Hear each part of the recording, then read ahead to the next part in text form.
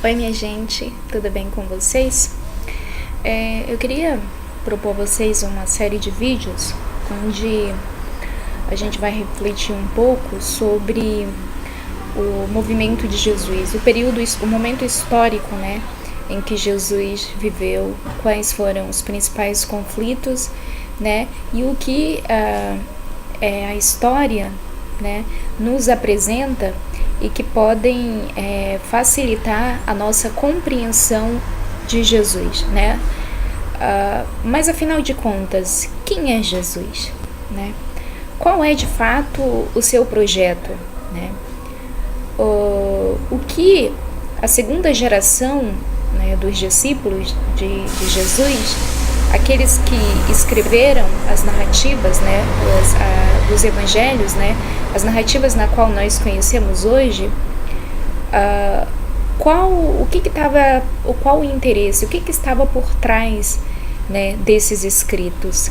Se eles não conviveram com Jesus, né, eles não conheceram Jesus, né, foi passado para eles informações valiosas e preciosíssimas, né, que levaram eles a seguirem esse desconhecido, mas que trazia uma proposta muito diferente, né, da que eles estavam vivendo, e até uma esperança, né, muito grande, né, uma vez que as primeiras comunidades cristãs se deparavam com enormes conflitos, né, políticos, sociais, ideológicos, né, conflitos de conhecimento filosófico também, né, uma vez que eram muito influenciados pela cultura greco, né, pela cultura greco-romana. Então, é importante a gente saber, né, e ter em mente que já se passaram mais de 20 séculos, né, em que o cristianismo nasceu. Muito diferente do nosso hoje, né? São 20 séculos, não são 20 dias. O que hoje, né, os cristãos precisam saber, né, para retornar a Jesus, né, para enraizar a sua fé, a sua crença com mais verdade, né, não com uma verdade absoluta, mas com mais verdade, e descobrir de fato quem é Jesus, qual o seu projeto. Com essa pergunta, né, o nosso interesse não está em saber, né, a biografia de Jesus, né, até porque isso não é possível, uma vez que os escritos de Jesus, né, as narrativas bíblicas não são biografias de Jesus, mas se trata de retratos, né, de comunidades, de acordo com o que nós já falamos, da segunda geração dos seus seguidores, que procuravam, assim como nós hoje, conhecer, né, aprimorar, experienciar concretamente os ensinamentos de Jesus, né, incentivados e instigados pelos primeiros discípulos, né, sobretudo Paulo, que foi o grande responsável de propagar, né, essas ideias de Jesus pelo então vasto Império Romano. No livro que eu li, né, de Rafael Luciani, né, o prólogo foi escrita pelo famoso escritor, né, o Pagola. Eu achei muito interessante, eu queria compartilhar com vocês. O autor ele propõe que para retornar a Jesus exige de nós 3 tarefas fundamentais. Que tarefas são essas? No primeiro momento seria aceitar a humanidade histórica de Jesus como paradigma do nosso modo de viver mais humano e humanizador que possa existir, pois responde fielmente à vontade de um Deus que não quer só seguidores, mas busca, sobretudo, um mundo mais humano. E outra coisa, né, o segundo momento que o autor enfatiza é colocar em prática essa praxis concreta de Jesus, né, como realidade última e definitiva. No fundo, retornar a Jesus significa um comprometimento com Ele, né, não só com a religião, né, com uma religião convencional, mas com a causa do reino de Deus, né? O Pai que é bom e compassivo. Esse comprometimento, ele vai se tornando firme de acordo com as condições históricas, né, que vão obstaculizando o seu reinado de paz e justiça e no desenvolvimento de uma prática fraterna ao serviço de todas as vítimas. Só é possível retornar a Jesus se nós conseguirmos de fato recuperar a sua memória histórica, procurando seguir os mesmos caminhos que as primeiras comunidades cristãs. É em Nazaré que Jesus revela publicamente seu ministério, seu projeto, reconhecendo o fracasso de todas as expectativas existentes no século I. É um projeto muito querido por Deus, deveria passar pela cura dos corações destroçados, né, por gente que sofre na pele, né, as amarguras de um império extremamente massacrante, né, de um império que exige, né, dos seus cidadãos a viverem de uma forma extremamente desumana.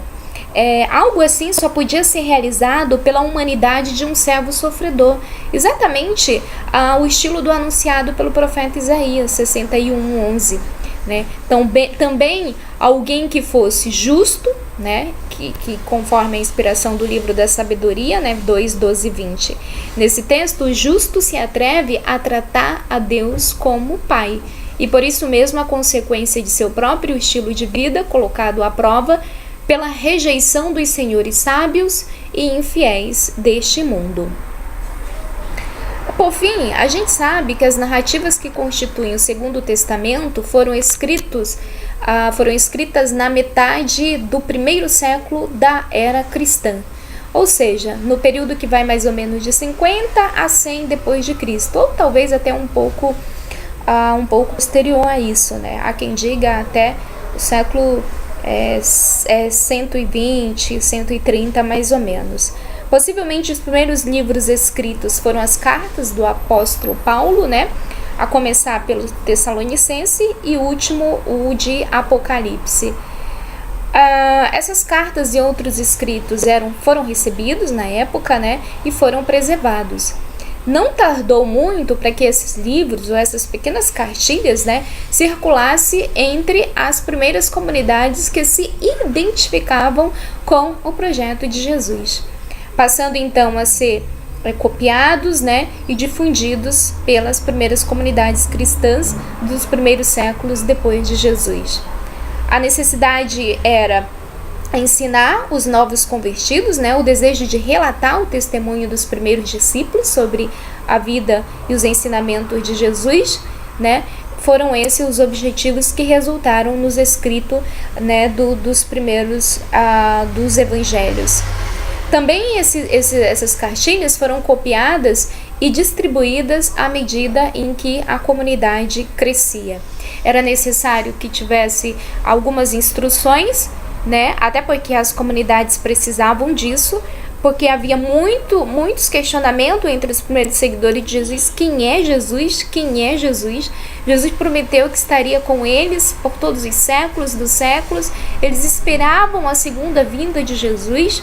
Enfim, era uma série de conflitos que pairava entre as primeiras comunidades, né? Então, a questão de que Jesus era o Filho de Deus era uma outra pergunta que questionava muito os discípulos, como que os seguidores de Jesus, né? Como que tudo isso era possível. Então, nesse primeiro momento, a gente pode observar que as primeiras comunidades cristãs, elas nasceram de uma realidade concreta, né, de necessidades concretas, né, dentro de um contexto concreto, né? Então, foram influenciadas por todo esse contexto. Nós que vivemos hoje no século XXI, no ano de 2017, certamente as nossas reflexões sofrem influências do contexto em que nós vivemos, né? Então, cada um reflete, tem a sua reflexão, né, se coloca na vida de acordo com aquilo e as informações que recebe, de acordo com aquilo, com a capacidade que cada um tem de ir dialogando, né, consigo mesmo e com a sociedade que o cerca. Os primeiros seguidores de Jesus não foram diferentes, foi exatamente dessa forma. As primeiras comunidades eram compostas por pessoas muito simples, pessoas muito humildes, pessoas que na sua maioria não tinham a cidadania romana, e você sabe que uma pessoa que não tinha a cidadania romana era como não ter a identidade hoje. Você não pode ir ao hospital, você não pode arrumar emprego, enfim. Ou seja, você é como alguém que não existe, né? Só que para você ter a cidadania romana existiam muitos critérios, né? Não era assim, qualquer um poderia ir lá e ter a cidadania romana. Então, normalmente as pessoas pobres não possuíam a cidadania romana. E uma série de outros acontecimentos que ao longo dos nossos vídeos nós vamos ficar conhecendo um pouco mais. Qual é o nosso objetivo? Conhecer o contexto em que Jesus viveu, quais foram os objetivos dos escritos dos evangelhos, né? O que estava por trás desses escritos, né? Quais foram os principais conflitos, para que a gente possa conhecer um pouco mais quem é Jesus e qual era o interesse das narrativas, né, dos evangelhos, para que hoje nós possamos ter uma reflexão, né, sempre baseada àquilo que de fato a narrativa queria dizer e não aquilo que nós entendemos, né, a partir do nosso ponto de vista muito pessoal, aquilo que a gente quer inculcar ou a gente quer fundamentar que o evangelho fale sem que ele queira falar aquilo, tá bom? Muito obrigada pela atenção e até breve. Tchau, tchau.